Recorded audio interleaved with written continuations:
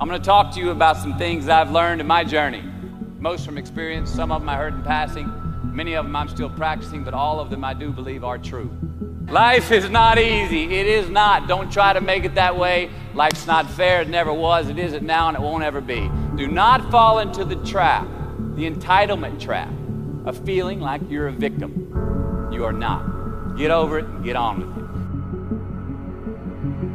it. So the question that we've got to ask ourselves is what success is to us, what success is to you. Is it more money? That's fine. I got nothing against money.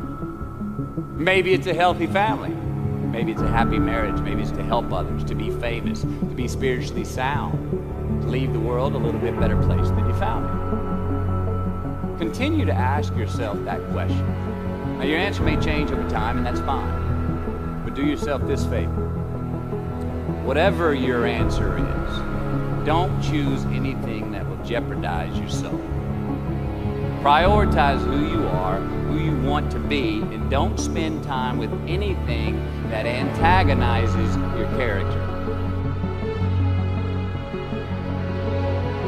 Be brave, take the hill, but first answer that question, what's my hill? So first, we have to define success for ourselves. And then, we have to put in the work to maintain it. Take that daily tally. Tend our garden. Keep the things that are important to us in good shape. Where you are not is as important as where you are. It is just as important where we are not as it is where we are. Look, the first step that leads to our identity in life is usually not, I know who I am. I know who I am. That's not the first step. The first step's usually, I know who I am not. Process of elimination. Defining ourselves by what we are not is the first step that leads us to really knowing who we are. You know that group of friends that you hang out with that they really might not bring out the best in you? You know, they gossip too much, or they're kind of shady. They really aren't going to be there for you in a pinch. Or how about that bar we keep going to that we always seem to have the worst hangover from? Or that computer screen, right? The computer screen that keeps giving us an excuse not to get out of the house and engage with the world and get some real human interaction. Or how about that food that we keep eating? Stuff that tastes so good going down, makes us feel like crap the next week. We feel lethargic and we keep putting on weight. Well, those people, those places, those things, stop giving them your time and energy. Just don't go there. I mean, put them down. And when you do this, when you do put them down, when you quit going there, and you quit giving them your time, you inadvertently find yourself spending more time and in more places that are healthy for you, that bring you more joy. Why? Because you just eliminated the who's, the where's, the what's, and the when's that were keeping you from your identity.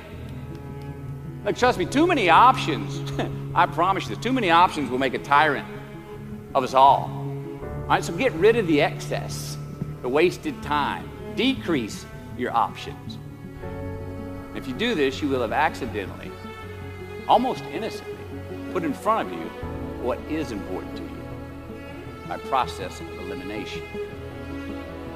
Knowing who we are is hard. It's hard. So give yourself a break. Eliminate who you are not first, and you're going to find yourself where you need to be. Instead of creating outcomes that take from us, let's create more outcomes that pay us back, fill us up, keep your fire lit, turn you on for the most amount of time in your future. We try our best, we don't always do our best.